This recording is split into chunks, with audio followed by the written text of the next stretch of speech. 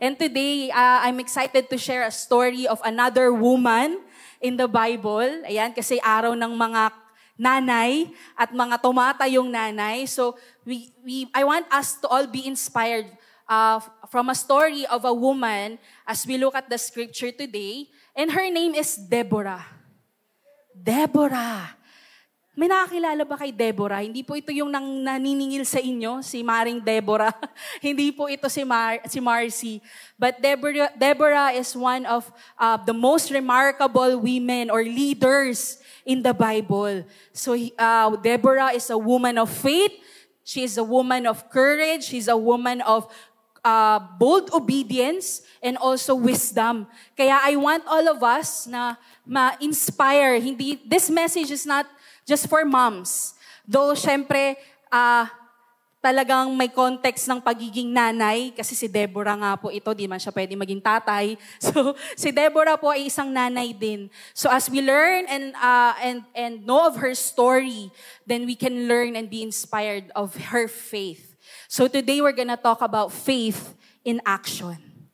Faith in action. It's one thing that you have faith, diba? May pananampalataya ka. Lahat tayo may pananampalataya. Amen?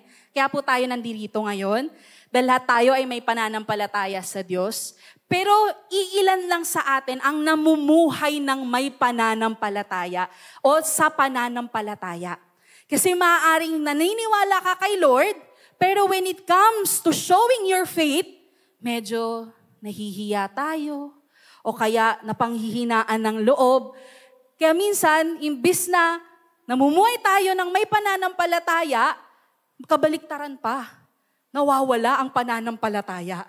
Amen? So today, let's all learn from Deborah how she lived out her life full of faith at nakita po yung pananampalataya niya sa kanyang mga desisyon, sa kanyang gawa.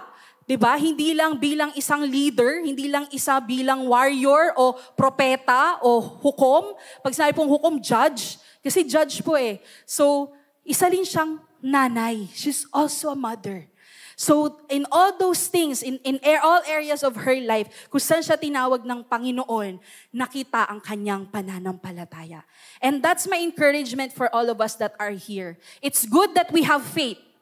But if we don't act it out, baliwala ang pananampalataya. Sabi sa Biblia, faith without action is dead. Ang pananampalatayang walang pagkilos ay patay. Amen? So let's come before the Lord in prayer before we learn today and study. Father God, we thank you for this wonderful morning that we can celebrate you and celebrate all the mothers in the house. God, we thank you for each one that is here. We know, Lord, that you have a word for all of us, not just for our moms. And I pray, Panginoon, that your word will bring encouragement to our faith and to bring courage to our obedience to you, O God. And I pray, Panginoon, that you will minister to every person in this room. In Jesus' name we pray.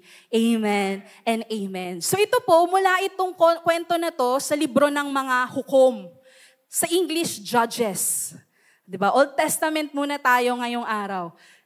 Sa libro ng Judges, kapatid, isa si Deborah sa mga taga-hukom o judge during that time. So to give you a background, bakit ba mga judge, kaya bakit may dedication, may parang designated book sa Bible for the judges? Kasi during that time, after ng panahon ni Josue o ni Joshua, ang mga tao talagang nagkanya-kanya. Pag sinabing kanya-kanya, sinusunod lang nila yung gusto nila. Alright? So si Joshua, nilid sila into the promised land at pagdating doon, nasave na sila ng Panginoon, napalaya na sila ng Panginoon mula sa oppression at doon, nagkanya-kanya na. Okay na malaya na ako eh. So they went and go back worshiping false idols. Yung mga pagano, Diyos-Diyosan. Yun yung ginawa nila. Pabalik-balik sila doon. And then if something happens to them, babalik ulit sila kay Yahweh. At sabi, iligtas mo kami, Yahweh. At pag niligtas sila ni Yahweh dahil sa kabutihan ni Yahweh, babalik ulit sila. So ganun po ang naging cycle after ng panahon ni Joshua. Ang mga Israelites po, they did what is good in their own eyes. Kaya po, ang ginawa ng Panginoon, tinanggal ang mga hari, walang namumuno sa kanila, ang ginagawa lang ng Panginoon para maging faithful siya sa pangako niya na ililigtas niya ang bansa, nagpapadala siya ng mga judge. So wala silang hari, wala silang ibang leader, kundi yung mga judge, yung mga, ano po ba ang judge sa Tagalog? Hukom. Yun lang po talaga, no, hukom. Malalim po kasi yung word na hukom sa akin. So, hukom. Ayan, yung hukom po, yan ang pinapadala ng Panginoon sa panahon na yan para i-counsel sila, para turuan sila ng makatwirang pamumuhay. Kasi di ba pag judge ka, kailangan dun ka sa patas. Dun ka sa matuwid. Kasi kung hindi, kulong ka. Diba? Parurusahan ka. So ang mga judges po that time, sila ang nagtuturo sa mga tao para manumbalik sa katwiran. So yun ang provision ng Panginoon sa bansa. At isa si Deborah sa mga judge. Isa siya sa mga hukom nung panahon na yon na ibinigay ng Panginoon sa bansang Israel. So during that time, she's also a prophet. Pag sabing propeta, messenger siya ng Panginoon. So, she's really a leader in her own rights. And she is a mother. So, this time po, when we go to Judges 4 and 5, ito na po yung time na talagang nangangamba ang bansang Israel o ang nasyon ng Israel dahil po, na-oppress na naman sila ng isang kaharian. Ang pangalan po ng kanilang hari is si King Jabin. Meron bang Jabin dito? Jabi lang, no? Jabi. Di po King Jabi, wala mo nang magugutom ngayon, hindi pa po lunch. King Jabin. So si King Jabin, meron siyang head of the army, si Sisera, at siya po yung pagsabing oppressed, siya po yung nagpahirap for 20 years sa bansang Israel. And at that time, ang judge po na nakaupo ay si Deborah. So we'll see from her story how Deborah rise up in action, rise up in faith to lead the nation. Biruin mo isang nanay, isang babae, na siyang ginamit ng Panginoon na iligtas ang bansang Israel. So tingnan mo ulit yung katabi mong nanay. Ilang beses na kaya yang iniligtas ang pamilya niya. Diba? Kaya talagang antig na antig din ako sa kwento ni Deborah kasi we know our moms, they're the ones really who would carry the family, sacrifice everything para lang maging buo, maging protected, diba? Magpatuloy. Kasi talagang sila bumubuhat. When everyone else fails, from the tatay to the mga anak, ang nanay ang naiiwan na nakatayo. So, that's Deborah during that time. Hindi lang siya leader, mother siya.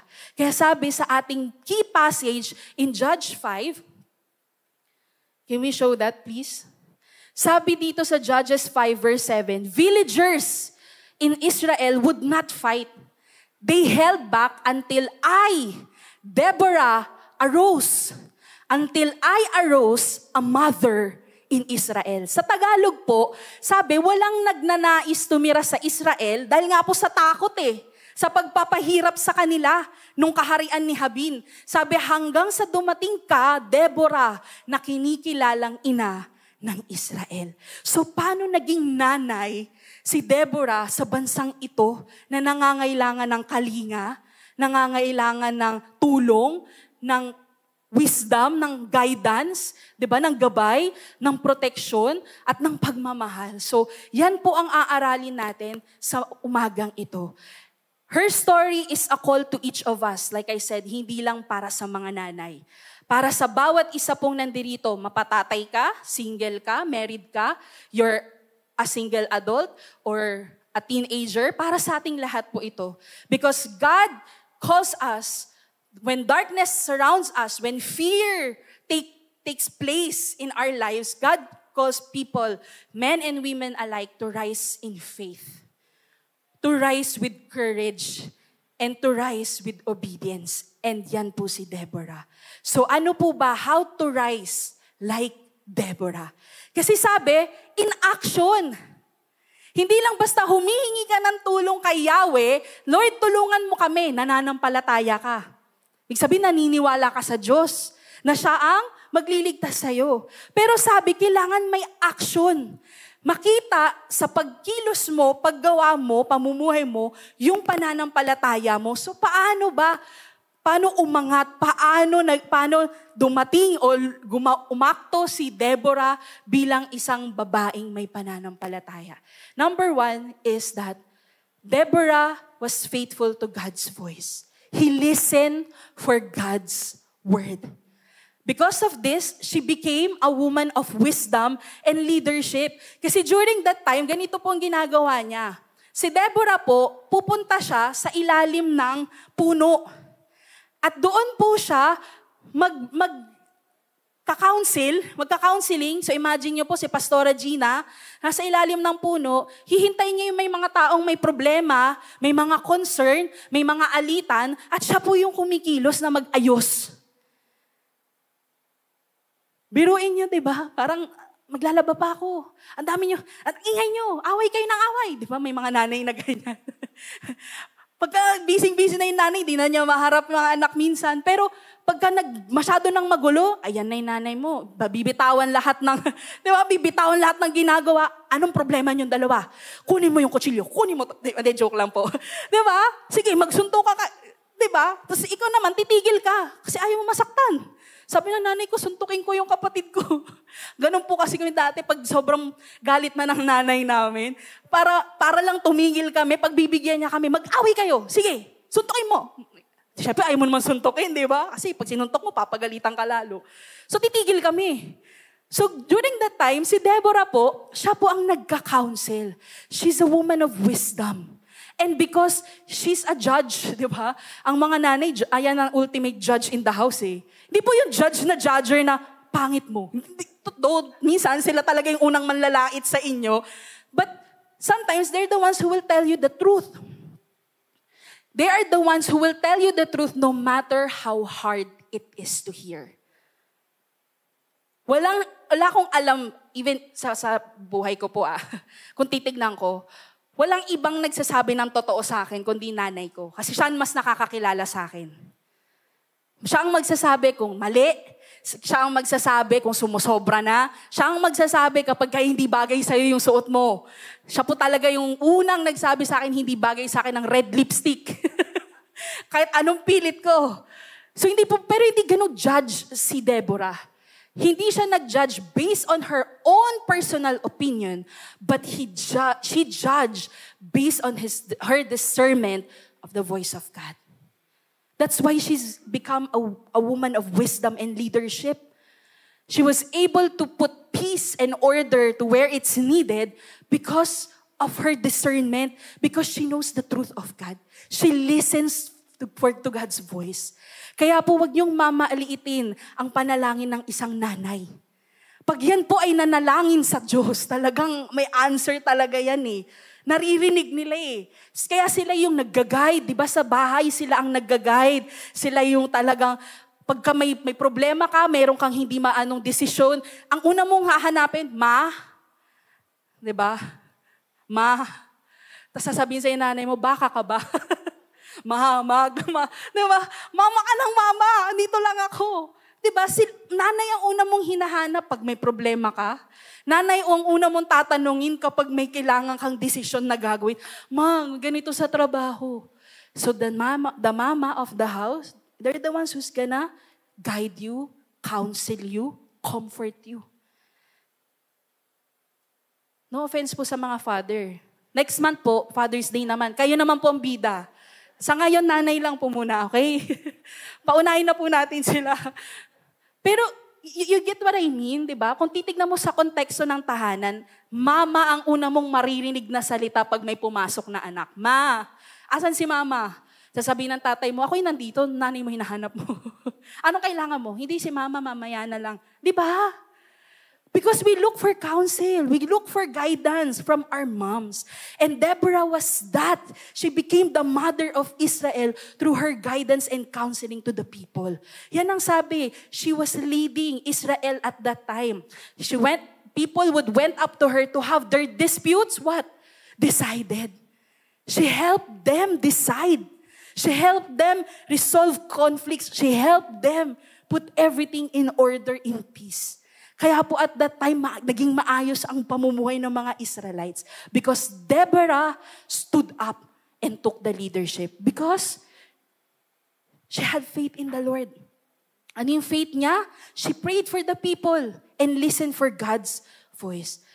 Alam niyo mga kapatid, in those times, sabi sa Judges 21:25, in those days, they had no king because all the people did whatever seemed right in their own eyes. In those days of Israel. But I believe it's the same thing in our days today. Kung titignan mo, kaya sobrang daming karapatan, sobrang daming pinaglalaban, kasi kung ano lang ang tama sa paningin nila. Na hindi mo na alam kung ano ba ang totoo, ano ang dapat sundan, lalo po ngayong mag-e-eleksyon. Hindi po ako nangangampanya, pero sa mata ng mga nangangandidato sa ngayon, lahat sila tama sa paningin nila. Yung motibo nila, yung gagawin nila, plataforma nila, tama sa paningin nila. Kaya kung anong ginagawa nila, yun lang po ang sinusunod nila. Because ganyan na po ang henerasyon ngayon. That's why if we are not careful to ask guidance and wisdom from God, and we don't take our time to listen to God's voice, we will follow every noise. At pag hindi po tayo nanalangin, bago ang botohan bukas, mga kapatid, we will just follow the commercials that we see on TV. Ay, parang maganda yung regalo nito. Parang gusto ko dyan. Diba? Meron nga po ako nakitang post, isa sa mga pinsan ko o pamangkin ko ata. Ang pinost niya po, parang babala. May pabuya na 25,000 ang sino mang magsusumbong ng naka-witness ng bigayan. Yung vote buying. So ang caption ng nakita ko doon, sabi niya, dito na lang ako kasi hindi ako nabigyan ng ayuda nung isa. So isusumbong niya na lang. So imagine, kapatid, if we just follow the trend, if we just follow the culture and every voice that we hear in the world, we will lose sight of God. And when we lose sight of God, sabi nga, the same way that happened to Israel, kanya-kanya ang mga tao, magulo. Magulo. And the next judge who will come to us is Jesus Himself. Wala na pong Deborah, wala nang Samson na ipapadala ang Panginoon para mag-guide sa atin. If we follow our ways, what is right lang sa ating paningin, sa ating pananaw, sa ating pakiramdam, and it's not aligned to the Word of God, the next judge that we will face is God Himself. And when God judges us, it's final and it's just. It's fair. Hindi tayo pwedeng, alam mo yun, di tayo pwedeng magmakaawa na, kasi nga yung time na binibigyan tayo magmakaawa sa Panginoon para itama, hindi natin tinatama yung buhay natin. So how we're gonna act out our faith? Live the standard of Jesus. Live out the Word of God. But if we do not know the Word of God, sabi nga ni Pastora Gina nung nakaraang linggo, if we do not treasure the Word of God, you will fall into sin. You will fall into darkness. You will fall into corruption. You will fall into hell. Yun po yun eh. The Word of God is given to us so that it will guide us. It will counsel us. It will give us wisdom and know what to decide on, what to choose, kapatid. Kaya yan lang po ang encouragement ko para sa ating may pananampalataya. Bago po kayo bumoto bukas, manalangin. Manalangin at hintayin ang instruction ng Panginoon sa atin. Because God will put only the righteous ones. 'Di ba? Yung talagang sa makakabuti sa lahat. Hindi po ako nagpo-promote, wala po akong kinakampanya rito. But I just want us all to be wise. Kasi yun nga po, if we just see with our own eyes and do not hear the voice of God, we will regret our choices. Many mothers today are the judges of the home. Sila po ang nagdi-discern ng truth. They are the ones who give wise counsel. They're the ones who are making peace inside the home. So mothers often seek God in prayer for their families.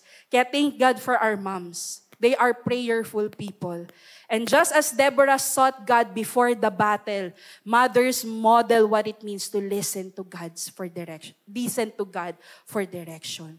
So tayong church today must be like Deborah, be like our mothers, maging voice of truth tayo sa kultura natin, kapatid. If we are the ones na mai-influence ng mundo, instead us influencing them with the truth, then kapatid, there's something wrong. So we must return to prayer. We must return to stillness in the presence of God. We must return to the scripture daily so that everything that we will choose is wise and just. Amen. Sabi nga sa Proverbs 2 verse 6, "For the Lord give wisdom from His mouth." From His mouth. From His mouth. And the Bible, pag binasa mo yan, thus the Lord said, thus the Lord said, thus the Lord has spoken. So everything that's written on the Bible, God spoke of it a long time before the world began. Whatever God has spoken is final. It cannot be watered down. His truth is the truth. Regardless of what we feel, regardless of what the culture tells us, the truth is the truth. That's why ang sabi ng Panginoon, yung grace niya, yung provision niya, people will be given guidance. Para hindi sila mawala, makabalik sila sa Panginoon. Hindi ka naman paparusahan agad ng Panginoon eh. 'Di ba? Ang judge nga, hindi naman hinusgahan agad yung Israel eh. But they would counsel para bumalik sila sa Panginoon. So if you have people in your life who's reminding you to return to God, to return to the truth of the Word, then heed the warning. Listen to the wise counsel. Because yun nga, if you're apart from the Lord, sabi nga, there's no wisdom there. From His mouth come knowledge and understanding. Hindi from the internet. Hindi from our friends. Hindi from our culture. But sabi, knowledge and understanding comes from His mouth. Isaiah 30 verse 21, "This is the comfort of God and the grace of God to Israel." And during this time, ganun pa rin sila. They do what is right in their own eyes. But Isaiah, the prophet, the messenger, told the nation, whether you turn to the right or to the left, your ears will hear a voice behind you saying, "This is the way, walk in it." Ganyan tayo kamahal ng Panginoon. He will always remind us. He will always guide us. He will always counsel us. This is the way. This is the truth. This is the life. This is the way to the Father. So kapag tinuturuan na tayo ng Panginoon, wag po tayong maging matigas, kapatid. Kasi like I said, darating ang panahon, naharapin natin ang pinaka-dakilang hukom at yun ay final na verdict. So ngayon na sinasabihan pa tayo, naririnig nyo pa ang tinig ng Diyos, naaalala nyo pa yung salita ng Diyos na, alam mo kapatid, mali yan, itong dapat mong gawin. Makinig tayo. Listen for God's voice. The same way Deborah did. And they got victorious sa battle. So whatever you're facing now, remind yourself of the word, listen to God's voice, and follow it. That's faith in action. Second thing, Deborah lead with courage. Nanguna ng may, ano po ang courage sa Tagalog? May katapangan. Tibay ng loob, lakas ng loob. Yan po kapatid, Deborah was a woman of courage and obedience. So during this time, when she was listening to God's instruction, waiting for God's voice to speak to her, binigyan siya ngayon ng instruction. Sabi niya, si Barak po ay kasamahan ni Deborah. At ang lalaki po ito kasi saan nakalagay? So si Barak, sabi sa kanya ni Deborah, "The Lord, the God of Israel, commands you." Kasi propeta siya di ba? Messenger lang naman talaga siya So sabi niya kay Barak, "Barak, go." Sabi ni Lord, "Go." Sinarinig niya yung tinig ni Lord, di ba? Kamusta kayo dyan? Parang concert, layo Sabi, go, take with you 10,000 men of Naphtali and Zebulun and lead them up to Mount Tabor. So yan yung counseling niya. Yun yung guidance niya. Barak, go. Barak, punta ka na, humayo ka. Dalhin mo yung army natin. Pero anong sabi? I will lead Sisera, the commander of Jabin's army with his chariots. Pero ito ang reply ni Barak. Barak said to her, if you go with me, I will go.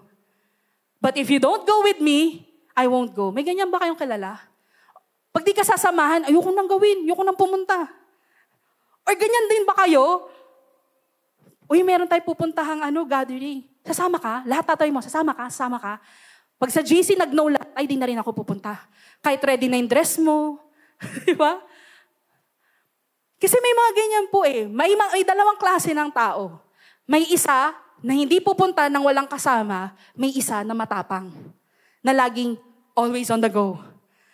Diba? Walang kahihiyan. Malakas ang loob. So sabi dito, I won't go if you don't go with me. At ang sabi ni Deborah, what did she say? Sinabi ba niya, hindi. Trabaho mo yan, sa'yo sinabi ni Lord eh. Ikaw tinuro eh. Ako taga-messenger lang, hanggang dito lang ako. But Deborah said, certainly, I will go with you. But because of the course you are taking, the honor will not be yours, for the Lord will deliver Sisera into the hands of a woman. So Deborah went with Barak to Kedesh. Yan na po yung time na i-face na nila yung army ni Sisera para sagupain din nila, lumaban sa kanila. Pero ang nag-lead, hindi si Barak, kung hindi si Deborah. Tignan niyo po yung tibay ng loob, yung tapang ni Deborah. Yung mga nanay natin, ganyan eh. Diba? Pagka nangihina na ang lahat sa bahay, siya yung laging, hindi, tara, punta tayo. Diba? Nahihiya ako, hindi, kaya mo yan. Diba? Diba? Sila yung mga parang, pagkasama mo nanay mo, parang ang tapang-tapang mo din. Diba? Basta kasama si mama. Kasi sila yung talaga, sige, sumunod ka lang sa akin. Dito ka sa likod ko ha, kumapit ka sa palda ko. Ganyan. Akong bahala sa'yo.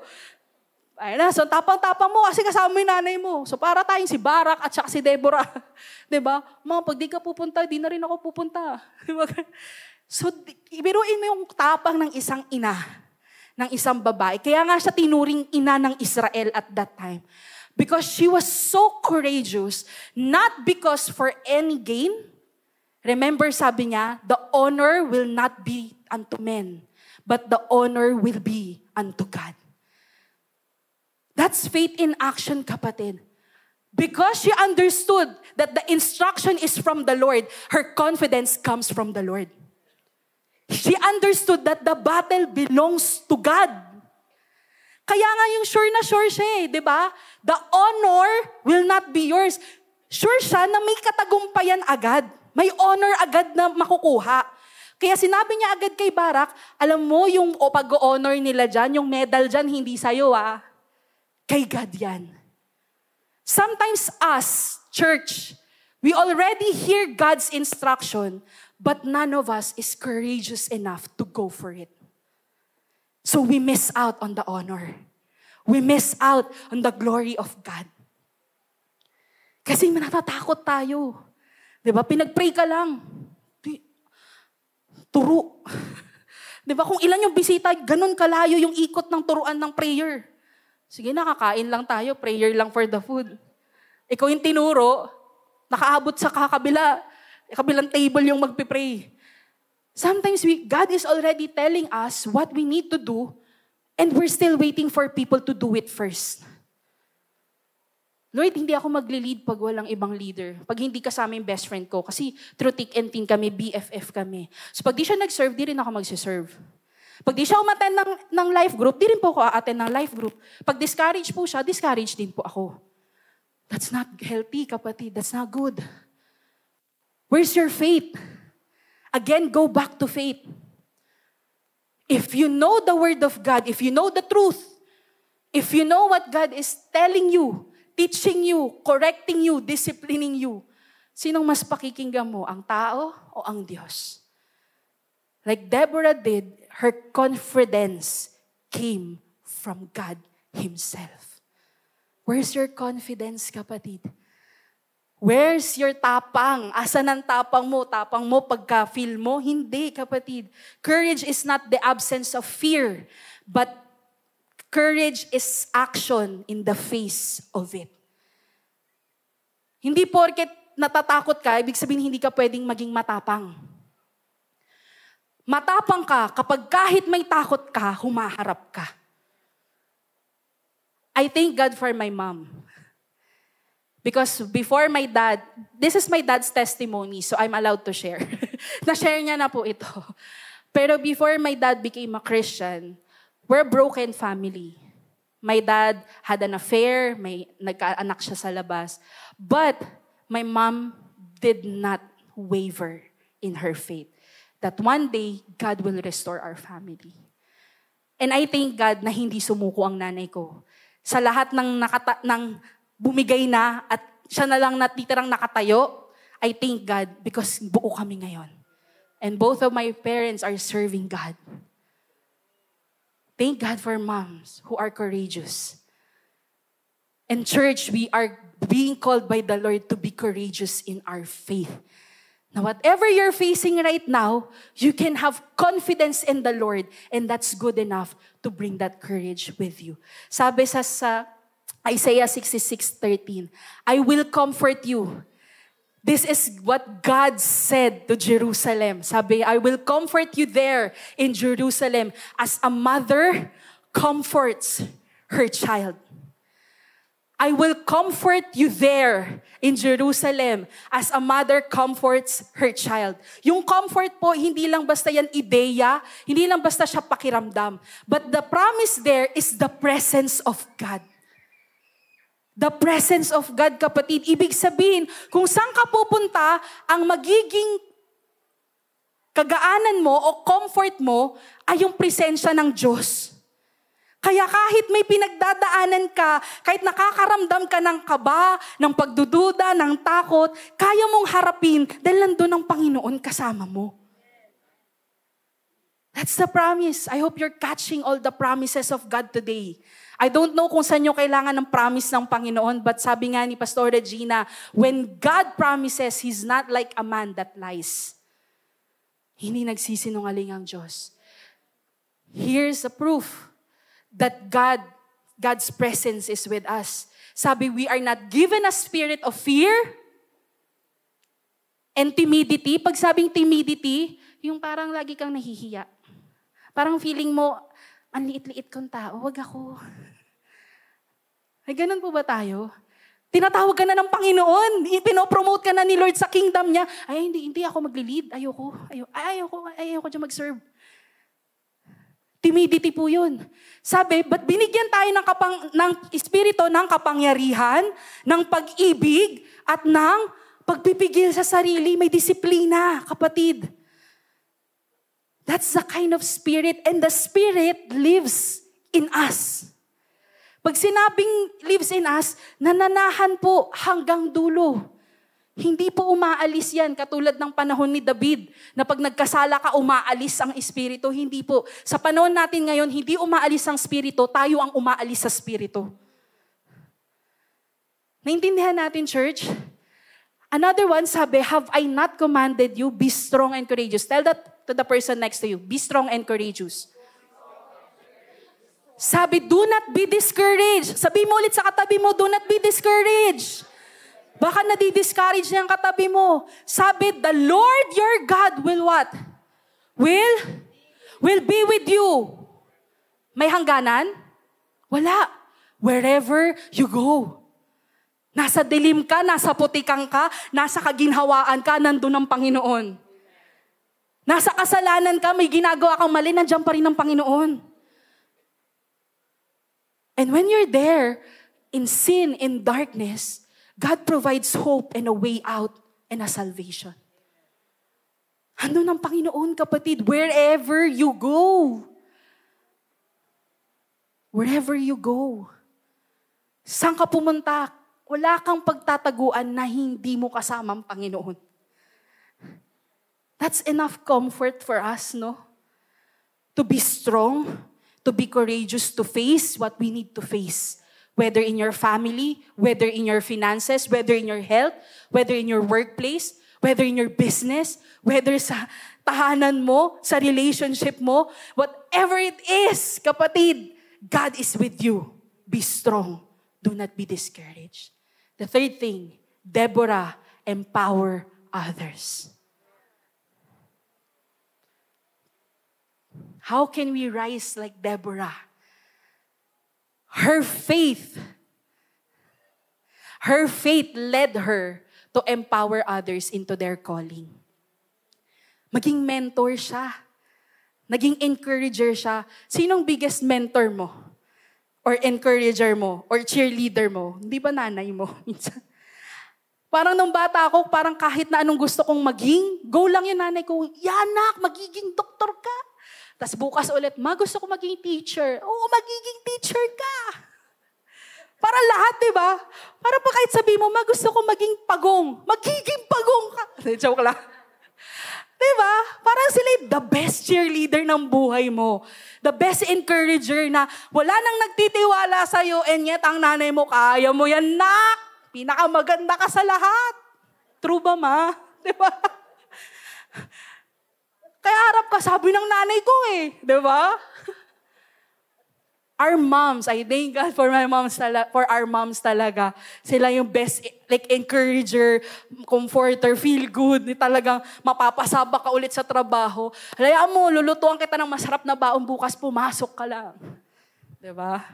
So hindi lang basta maling ang mo, may hotdog pa. Diba?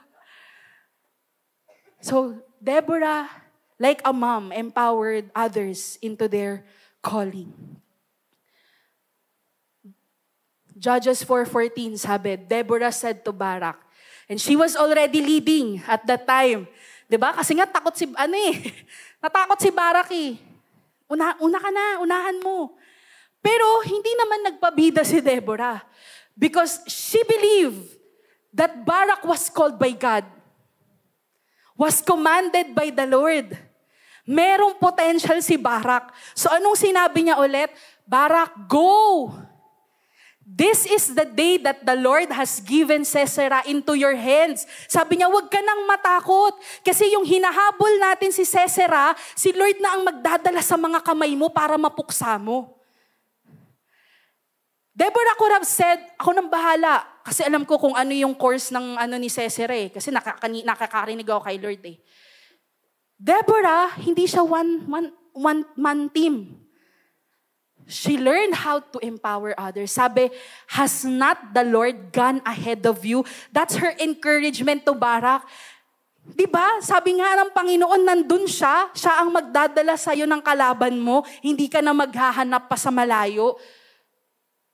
Kaya nga sabi, Barak went down to Mount Tabor with 10,000 men following him. At pag binasa nyo yan sa katapusan ng Judges 4, napatay po. May isang babae din na nagpapasok kay Sisera na kunwari tutulungan, pero nung sinabi niya na may pagkakataon, pinatay niya, may peg ng tent, sinaksak niya rin po si Sisera kasi alam niya masamang tao eh.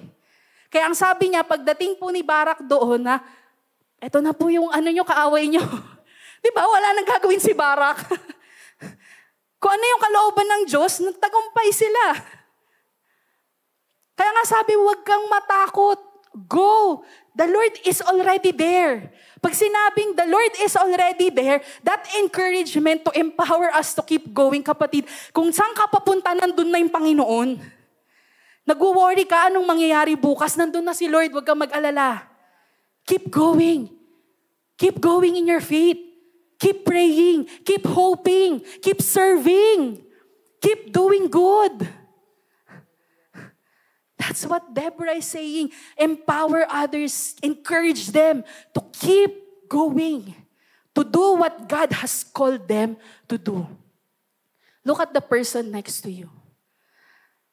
After the service today, kung sinong katabi mo, pray to God that God will give you an encouragement for that person.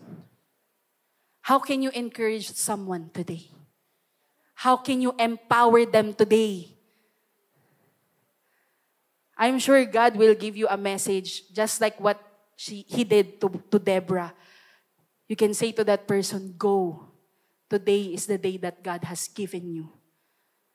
You will win the fight. I don't know who needs that, who needs that encouragement. But today is the day that the Lord has given you. You will win. So like Deborah, help others rise. Just like our moms, keep encouraging, keep mentoring, keep speaking life to people. Yan yung mom natin di ba? Yung mga nanay, na kahit ang tigas-tigas ng ulo, ikaw pa rin ang pinakamatalino, nak. Ikaw ang pinakamagaling sa lahat. Napakagwapo ng anak ko. Kahit di naliligo. Ikaw talagang the cutest ever. Kahit tamad maligo yung anak. Di ba? Empower them to keep going. And the last one. Hebrews 10:24. Sabi, let's consider how to encourage one another in love and in good deeds. So encourage someone today before you leave this place. And the last one, Deborah gave God the glory. That's how you will show that you have faith in God. Every small or big victory is from God. Every good thing, whether small or a big gift that you have received, comes from God. Lahat ng meron tayo, kapatid, abilidad, kakayahan, kayamanan, buhay na lang, ay sa grasya ng Panginoon. Pag sabing grasya, pagpapala ng Diyos yan. Hindi mo binili, hindi mo karapatan, hindi mo pagmamay-ari, galing kay Lord yan. So every day, there's a reason to praise God. Deborah was a woman of faith and praise. When they were able to conquer Sisera, at sumuko na rin po yung hari kasi wala na yung leader ng army nila, sabi sa Judges 5, on that day, Deborah and Barak, son of Abinoam, sang this song. Sang this song. Mamaya kakanta po tayo. We will sing a song. Sabi, when the princes in Israel take the lead, can you see po? Baka naharangan ko. Sabi, when the people willingly offer themselves, praise the Lord. Hear this, you kings. Listen, you rulers. I, Deborah said, even I will sing to the Lord. I will praise the Lord, the God of Israel, in song. Kaya nga po yung inaawit natin kanina, I'm trading my pain. I'm trading my sickness. I'm trading my sorrow. At anong negative na nararamdaman mo, kapatid, you can have the joy of the Lord when you give Him praise. Deborah led not only in battle but in worship. And after the victory, Deborah did not exalt herself. She wrote a song of praise to the Lord. Her heart was overflowed with gratitude and worship. She understood that God is the only true deliverer. Pag sinabing deliverer, tagapag, ligtas. Kaya nga di ba? I called, you answered. And what did God do? He came to your rescue. He saved you. He helped you. He lifted you up from the miry clay. He blessed you. He provided for you. He strengthened you. He healed you. Kapatid, there is always a song of praise that we can sing to the Lord. Mothers of faith are not just warriors, they are worshipers. They know how to fight in prayer. Ako po, nanay ko yan. Ewan ko po kung dukso lang ng dugo o dahil nanay ko siya. Pero every time I'm going through something, lagi ang nanay ko nagtatanong, how can I pray for you?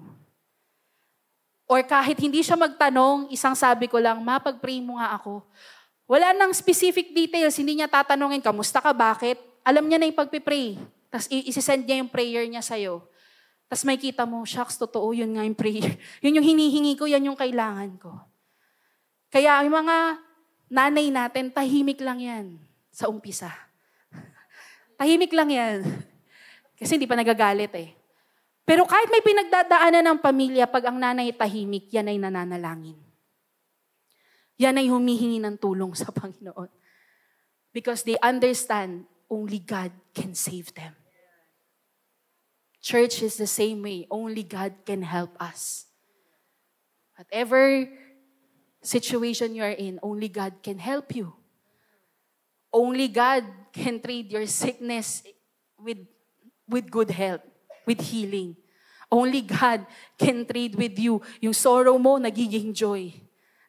Yung weakness mo, nagiging strength. Kapatid, only with God. So give praise, worship the Lord. Celebrate victories. Gratitude glorifies God and keeps our hearts humble. When we learn how to give praise, when we give thanks to God, nare-realize natin, kapatid, yung pagkamababa nating tao. Na wala nga tayong pagmamayari, wala sa atin nakakayahan kung bakit tayo pinagpala. It keeps us humble. Psalms 115, verse 1, sabi, not to us, O Lord, not to us, but to your name goes all the glory for your unfailing love and faithfulness. For your unfailing love and faithfulness. Unfailing love and faithfulness. That's God. He's always faithful.